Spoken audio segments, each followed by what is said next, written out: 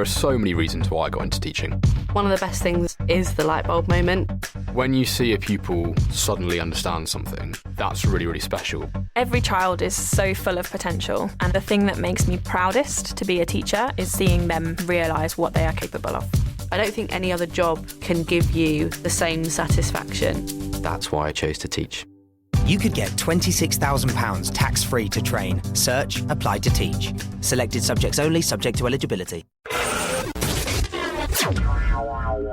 You're now listening to Gamertag Radio's E3 2015 coverage. This is Gamertag Radio, a Gamertag Radio exclusive. Let's get this started. Welcome to Gamertag Radio, episode 486, live from E3 2015. This is your host, Godfrey, and we have Paris here. What's up, Paris?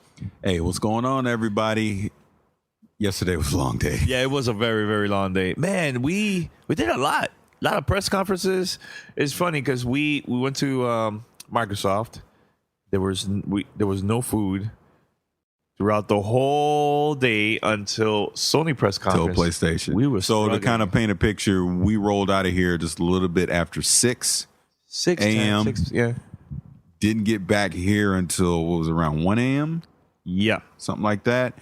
And I didn't even eat food until about 4 p.m. Yeah. Look, I know it was 4 p.m. because I was...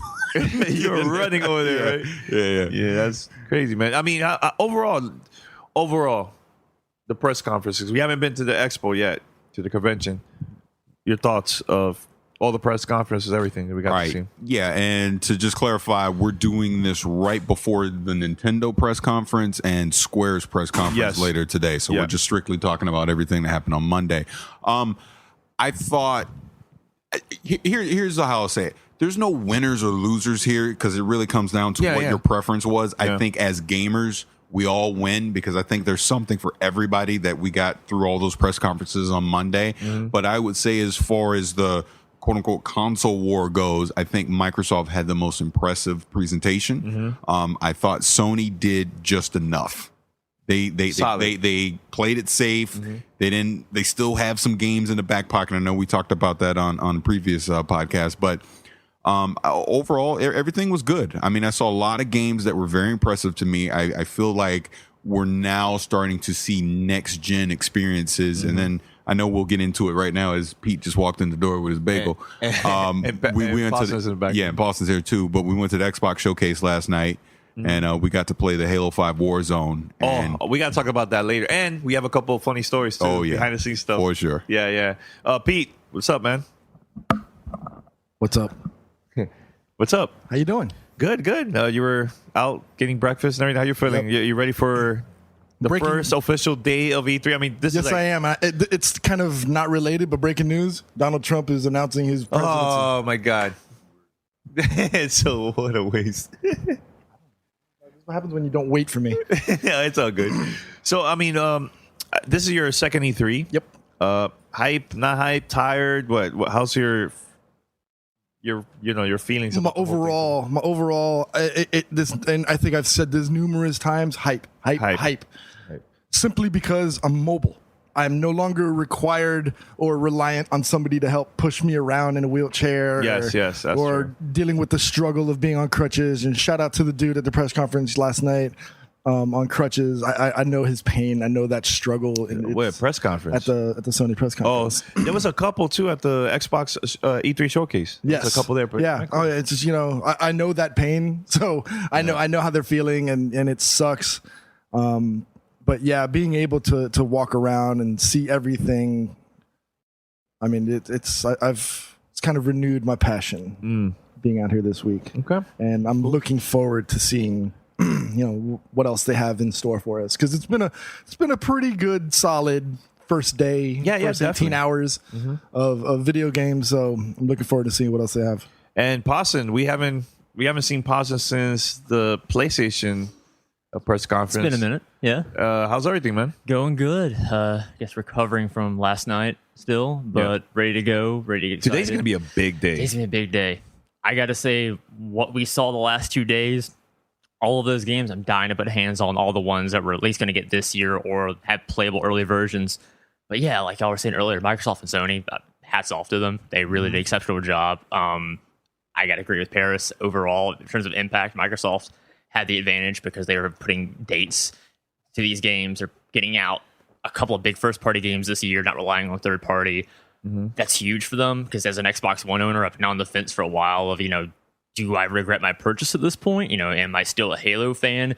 Well, will the Tomb Raider, the new one, be as good as the last one? I have all these questions in my mind. But seeing them in action, seeing them being played in front of me gets my hopes renewed, gets me excited. And, like we said earlier, my three biggest Xbox One games right now, Quantum Break, Crackdown, and Scalebound. Those are all system sellers for me when they first announced those. And they're not even there. Like, they were just saying, we have too much stuff. We got to push that all to games console. Which is fine. I think that's genius move. Genius. Yeah, don't flood it. Give enough time for every game to have its little moment in the sun. Yep. And, even though I was sitting at those press conferences, there's still a couple of games that I'm like, I kind of remember what that was, but I've already forgotten the name. They're already starting to blend together. So I can't wait to get out on the show floor, put hands on these things, see them in person. But I was really impressed, especially by the indie stuff too. They killed it this year. Yeah. Let me ask you this to you guys: was there any disappointments yesterday? Maybe a game that you were expecting to be there and it wasn't there, or a game that they showed and you were like, I expected more. Was there any of that for you guys?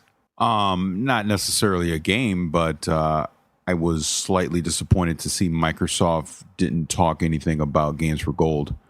Their plans with that. Do they need to? They don't need to. They don't need to, but it would have been nice if they did. Game sharing isn't coming, or as far as we know. Oh, they didn't talk about that at all. Yeah. On the Sony side, no Connect. I love how he asks us questions, but then he just go. Like PlayStation Now. I mean, Microsoft effectively killed PlayStation Now with their backwards compatibility that they're talking about for the 360. And you noticed during their press conference, they didn't say anything about PS Now.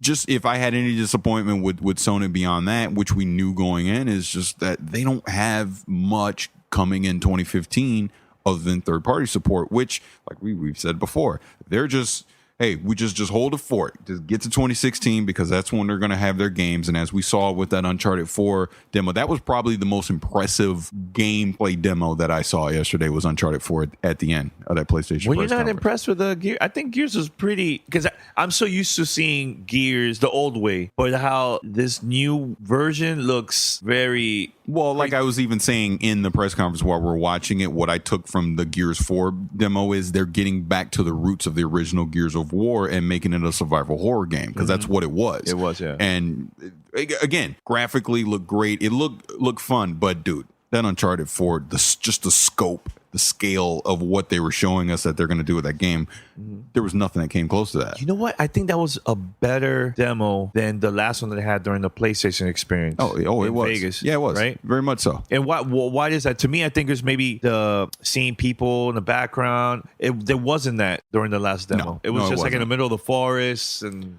no, what that demo we saw yesterday told me was, Naughty Dog, take all the time you need. Yeah. Thankfully, they did push it back to next year, because if you need that extra few months of development time to polish it, and if they're trying to get to 60 frames per second or whatever it is they're trying to do, just go ahead and do it. And that was a real demo, because usually companies, they make believe they get somebody on stage, and it's all recorded. But yesterday, when we got to see the Sony press conference, somebody was trying to play and it wasn't working. I think they had the wrong console. It would not shock me if that was planned. It wouldn't shock me if they planned that. Why is to prove that it was a real demo. You know what I mean? Yeah. That was a great way, because think about it. It was just a minute or so into the demo. All of a sudden, doesn't work. Drake doesn't move. Oh crap! Controller restarted. All of a sudden, now Drake's moving and they're doing the whole thing. Could have been, and again, like you said, background X-Files. music, X-Files. Yeah. This is Gamer Tag Radio. Voicemail 786-2737-GTR. All right, at ScoreBig, you save on every ticket every day, and that's where you should go first to check on tickets, even events and seats you think you couldn't afford. So right now, we've got the NBA Finals. Imagine if you could get tickets to go see the Golden State Warriors or the Cleveland Cavaliers possibly win the NBA Finals. How it works, just find a game or show you want to go to, pick your seating area, name a ticket price, and get an instant answer. Score Big was created to make fun of live entertainment more accessible for everyone. So save on tickets days, weeks, even months in advance, and it's not a last-minute ticketing site, so you can do it in advance. You don't have to wait. So next time you want tickets, think big, save big, score big at scorebig.com. Voicemail 786-2737-GTR. Let's go to Xbox Showcase. Look, we actually recorded this last night. Yeah, but, that was my bad. Something happened. Yeah. Happened. Halo 5 Warzone, I really liked it. Okay, I'm not going to lie. I was like, oh, it's going to be a regular Halo game, whatever. So I started playing it. Cool. I felt like it was like too much going on at first. Then once you figure out what to do, buying your items, because we were getting credits because we were like killing enemies, and also the other team, we were getting credits. And then one of the guys who was right next to us, he was like, hey, look, you have money. Right now, you could buy either vehicles or you could buy weapons. I was like, all right. So I started buying like rocket launchers, and then later I started buying vehicles. Dude, we were losing by 400 points. Yeah, and we came all the way back. A minute left. We came back because we were killing also the enemies plus the other opposite team.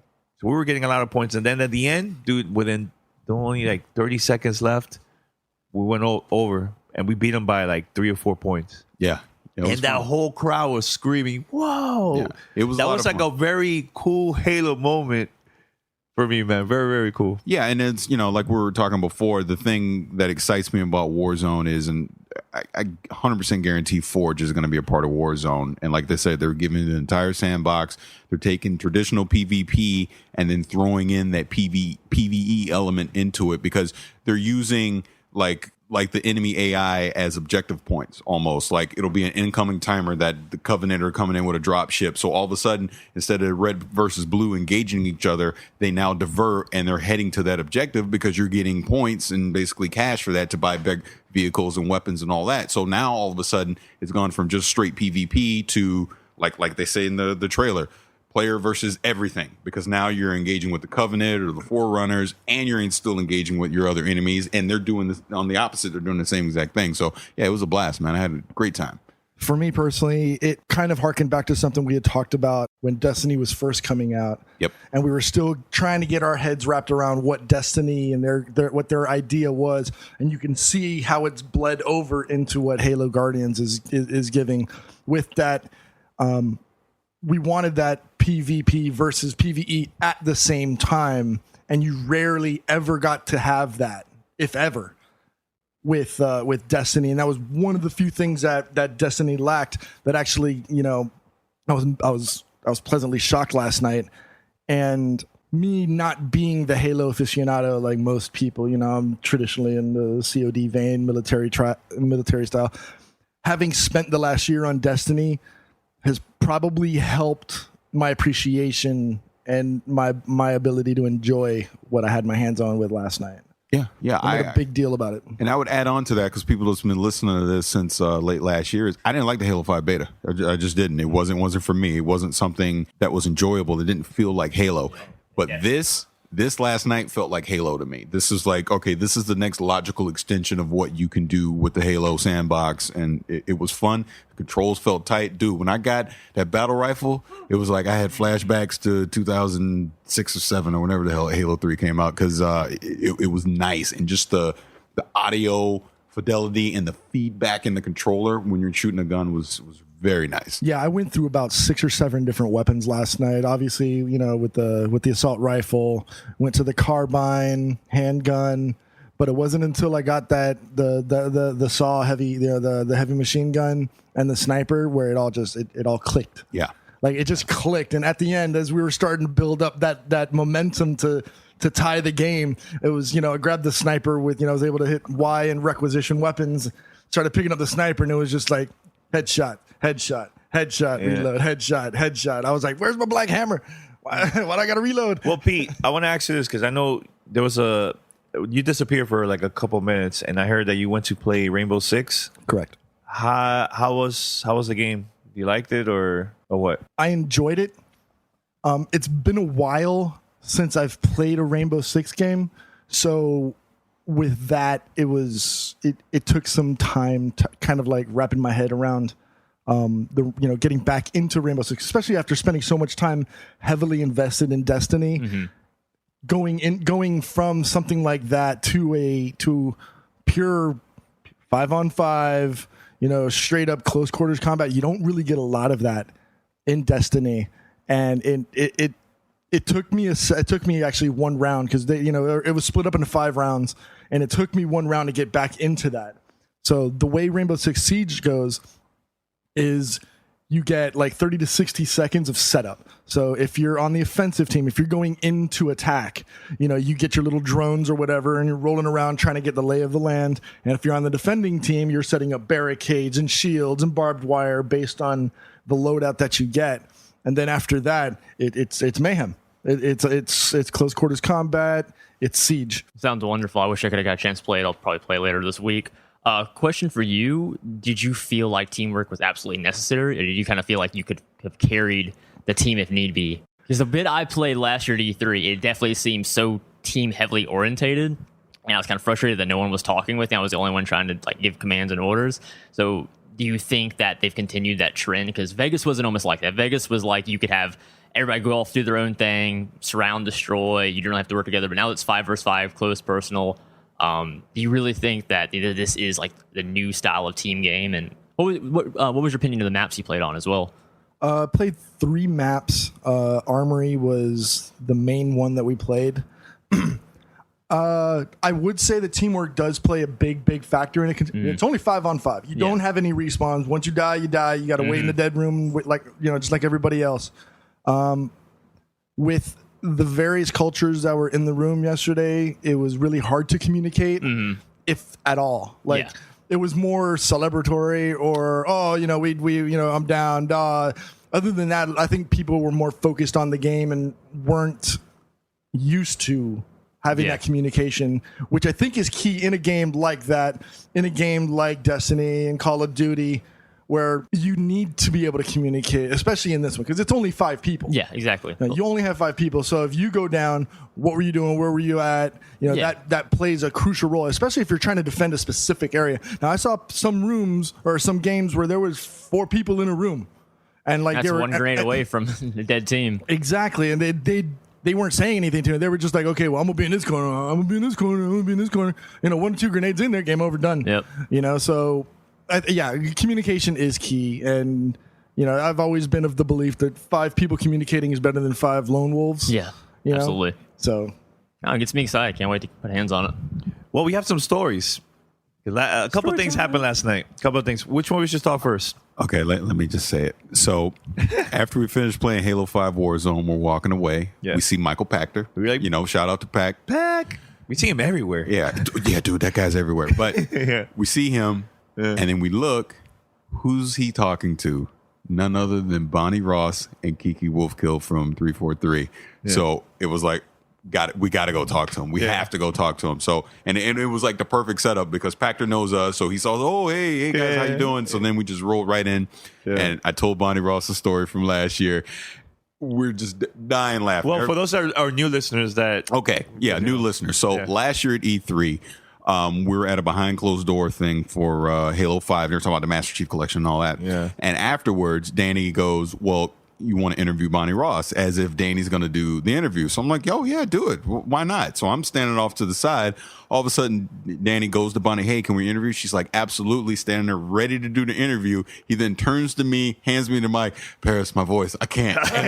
It was on a Thursday. It was like the last day of E3. We're dead. Yeah. But I was on the spot, and I was so nervous because I was like, I don't know what to ask her. What am I asking? So I asked some generic questions. My heart's racing the whole time, and I just got out of there. To this day, I've still never listened to an interview. I have no idea how good or bad it was. But the whole point is, we've had a joke since then about how nervous I was and how I'm afraid of Bonnie Ross. So I said, if I see her at E3 this year, I have to go talk to her and tell her. So I told her the whole story. She's cracking up. She was cracking up. And here's pro tip for anybody who's into podcasting or doing interviewing. She made a great point. She was just as nervous. She said that she's nervous every time she does an interview. So here I am, nervous talking to her. She's just as nervous me to talk, vice versa. So we did that. We took some pictures. And like I said, Kiki Wolfkill was there. And I think I talked about this on the podcast when I was at the Halo Master Chief launch event. We had a little incident as well, a little moment. And I told her about that. And we're laughing about that too. So we took pictures and everything. It was a great time. It was really good. Fun. And also we got to see Phil Spencer. Yeah. And I have to say this. He was walking around talking to everybody that was there, which usually people that are his position, they don't do that. They just chill. Yeah, I mean, he didn't even have a PR person with him, which was surprising because we thought at first he had a PR person with him, but then when we saw him later in the night, he was just completely solo, just talking to anyone that came up to him. So I went up to him and I introduced myself. And like I said, he kind of sort of remembered us a little bit from last year. Which I understand. So many people. Yeah, dude, he meets so many people all the time. And we took a couple pictures with him and everything. He was very nice. And then right at the end, as we're walking away, I was like, look, I know you can't say anything, but if tomorrow at that PC press conference, if you just so happen to announce that Xbox One can stream PC games, I'd be very happy about that. He started cracking up. He started cracking up. Yeah, that was cool. Yeah, and also, we got to see Aaron Greenberg. Yes. Which I think we should mention it because it's coming out this week. So. Oh, yeah. So Aaron Greenberg is going to be on our show, I believe, later on today. So make sure to tune in. I'm going to be recording this great interview. I think it's a 30 or 40-minute interview. I'm not sure. Let's see how the vibe goes. Yeah, let's just see how it goes. Voicemail 786-2737-GTR. DraftKings.com, everybody. Baseball is in full swing, and you can be a part of the action all season long at DraftKings.com, which is the official daily fantasy partner of Major League Baseball. Daily fantasy means no season-long commitments, just instant cash and instant gratification. Why would you wait to the end of the season to get paid when you can win huge prizes every day? At DraftKings, it's like a brand new season every time you play. Just pick 2 pitchers, pick 8 position players, and pick your cash. That's it. Ask Pete. Pete, DraftKings. Love it. You love it. Why do you love it? It's easy. Most of the time, you got to wait to the end of the season, and you don't have to deal with any of that. You don't have to deal with, a 2-hour draft or any of that. No, it's pick it that day. You win money. So if you're listening to this, use our promo code GAMERTAG, and you can go to DraftKings.com today and be a part of the $10,000 fantasy baseball contest. That is DraftKings.com. It is the official partner of Major League Baseball. Enter that code GAMERTAG for a free entry now at DraftKings.com. That is DraftKings.com. Voicemail 786-2737-GTR. What are the things that you would like to ask to Aaron that for sure you want to bring that up? Because last year, what happened to the cloud? Because they don't talk about the cloud anymore. I'd also like to ask him just about their strategy with bringing all these exclusive games in, partnering up. I don't know, Pete grabbed the mic, it threw me off, but just partnered up with other other third-party developers, like the Tomb Raider deal. That'd be a great question to ask them. How did all that go down? I know they're not going to answer how long the timed exclusive deal is, but just the fact that they were able to nail such a big game down for this entire holiday is huge for them. So very curious about that. He may not necessarily be the one to ask about all the Windows 10 stuff. I mean, but those are things I would like to ask, but we'll see. We'll see how it goes. I'd like to know, is Kinect really dead? Do they still have an idea or a dream for that? Because it seems almost like they are kind of pushing it out. Whether they're doing it voluntarily or not, I don't know, and I don't know if we'll get that right answer or if we'll get the PR speak from him. Well, I mean, think of this: the fact that they're completely redesigning the dashboard, and I just watched a video on what the new dashboard is going to look like. Cortana now, so Kinect still has a place on the Xbox One. I just think it's very secondary now because Cortana obviously is an optional thing; it's not a must-have thing. But the fact that they're integrating that in there, it makes me want to keep my Kinect connected to my Xbox One. Another thing, obviously, we want to ask them about ask Aaron about is HoloLens and just that Minecraft demo that we saw. I would say, if anything, that was the one thing that made me believe that this whole AR, VR stuff could potentially work. If they can get that in a consumer hand and it works the way that we saw on stage, game changer. The other thing I'm glad you brought that up, because HoloLens extends beyond just video games. It's the real world application of what something like that can do. and I'm actually getting goosebumps thinking about it, just from an engineering perspective or from a medical standpoint, having that opportunity to get into whatever it is, your field of study is from the inside out, and from a real world application is mind blowing. Well, think of it this way. It's Tony Stark in the Avengers. That's exactly what it is. When you see him doing all the stuff with Jarvis and all that, that's HoloLens. That's AR, and I'm actually a bigger believer in AR than I am in VR. Again, you got to show me, which going back to Sony, that was another positive thing they did. They talked about Project Morpheus. They showed potentially what it could be, but they didn't rely on it. It's not, this is why you need to buy a PlayStation because we have Project Morpheus. And then same with Microsoft. They did a smart thing. They partnered with Valve. They partnered with Oculus, but they're not relying on it. It's just an extension of their brand. Now, sticking on VR real quick, this is why Facebook bought it, though. They're not buying it for gaming. They're buying it for real world social interaction, because if we could, if I'm in California and you guys are in Florida and we can strap on an Oculus helmet and do the podcast, just thinking way out. That social aspect of VR totally could be used in real world applications. That's some straight Ghost in the Shell stuff right there. I mean, I never thought I would see that anytime soon. But I agree with what you guys are saying. I think VR and AR are hitting their strides. And again, like I said, they're not relying on them, but they're making them interesting. And I think it's the key is it's the word of mouth that's going to get out there. You have the hardcore, the early adopters, the tech junkies. They're going to get this. They're going to Twitch about it, YouTube about it, all of this. People are going to be like, oh, wow, I didn't know you could do that with this. And let alone Minecraft, which is like probably one of the most popular games in the world at this point. I just want to know what's next, because like immediately when I saw Minecraft, I'm like, my God, what could they do with Lego? Like what could they do with so many things on this conceptual design that, could basically open up a whole new genre of gaming just for AR. And, for someone who, messed around with, the 3DS's AR for maybe like 10 minutes, I'm like, this is a neat little gimmick, but I never thought that would go anywhere. And here comes Microsoft taking that idea and taking it way out of the ballpark. This is a totally different level, because, and I did mention this a couple times on the show. I'm like, I'm not really hype about the whole VR, AR stuff. I was like, it's cool. But then it was watching the press conference, Microsoft press conference, that really, really changed my mind about that technology. Yeah, it made me feel like a kid watching a magician for the first time. Like, that's impossible. Yeah. There's no way that's just working right as it was. And you know what's the funny thing? That's only Minecraft. Imagine games like Halo or maybe an Assassin's Creed or, maybe those new indie games. Yeah, think like No Man's Sky. That. If you could look around the whole cockpit of your ship and behind you, or things like Firewatch, like so many ideas would work on that level. It really makes me excited that I want this to take off. Obviously a killer app would be great, but realistically, I just think get good tech demos out there and then start looking at developers and say, hey, look, invest in this.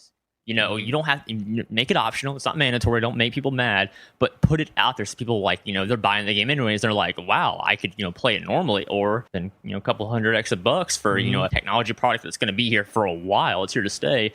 Have a brand new experience. Yep. And, as someone who's only played, one Oculus game once last year, and that was just a World War II flying game, I was sold on the concept. That was a very early alpha, pre-alpha version of it. And I was just fascinated by just the head tracking and the concept of looking over and down out the side of a 3D object. It's mind-blowing. I cannot wait to see. I got some Oculus appointments this year at E3. Wait, you have a couple today, or is just later this week? I think it's later this week. Don't quote me on that. I'll have to check my schedule, but I know I'm checking on at least one or two of them, and it's got me excited. And I believe, Paris, you have a Project Morpheus appointment too. Is it one game or multiple games? It's one game, and it's on Thursday. Yeah, let me know what you guys think about the whole thing, because I now I'm a believer. Now seeing what I got to see, not with Project Morpheus or VR yet, the other VRs, but I'm talking about like what Microsoft showed. I'm a believer with that. I need to see more. I have just never had a chance to sit down and actually play it. No, I'm serious. Why, Paris? Why are you laughing? Why are you cracking up? Blade Peter. I'm just sitting here listening to you. Why are you cracking up? Peter's flashing emerald cards in the background. No. It's not even. It's not even. I know it's not. It's not because of that. It just. I feel like it's hard to do a demo for VR. You know, like It is. It's very, very hard. They pulled it off doing that, what they did during the press conference. Me seeing that really changed my mind. I was dissing the device the whole time. I was like, yeah, whatever. I'm not really too thrilled with hype, you know, but Real quick, but just to add one other thing on that, going back to Sony with Project Morpheus, and we don't need to mention who you were talking to right before the press conference, but even Sony is aware that the fact that they can't just throw it up on a stage and show millions of people all at once, that there's skeptical people like me, like, does this thing really work? And from what we understand, they've dedicated half their booth here at E3 to Project Morpheus, and they want to get people in there to actually see it and interact with it so they can understand what it is, because the only way people are going to be able to understand Oculus and Project Morpheus and even what Valve's doing with their VR is to use it. It's the only way. And if you get that word of mouth going, you get that buzz going, everyone's on Twitter and social media, you know, talking about it, then people maybe can understand. But the biggest thing for Sony or any of these other guys that are trying to do all this stuff is going to be price. It has to be consumer friendly. It has to be something realistic that I can go spend my money on, that I'm okay with my kids using and potentially breaking. I know we got to wrap up the show because we're hitting the time limit. I'd like for us to revisit this in a couple of days and see how, especially Danny's reaction to the rest of the VR offerings, and see if he feels the same about the Project Morpheuses and the Vives and all the other ones, and it's not just HoloLens. Yeah, I have an appointment. I believe it's either Wednesday or Thursday for Project Morpheus. I'm gonna check it out. But I don't know. I just like you said, the price is very, very important. If it's too much, I'm just not gonna support it. You know, if it's too much, I can't buy it. If it's and I want to see like the right software that's gonna make me buy the product too. Now, so 2 questions on that. I guess first off is like, I want to get a poll from you guys. What do you think is a fair price for HoloLens versus a fair price for Morpheus?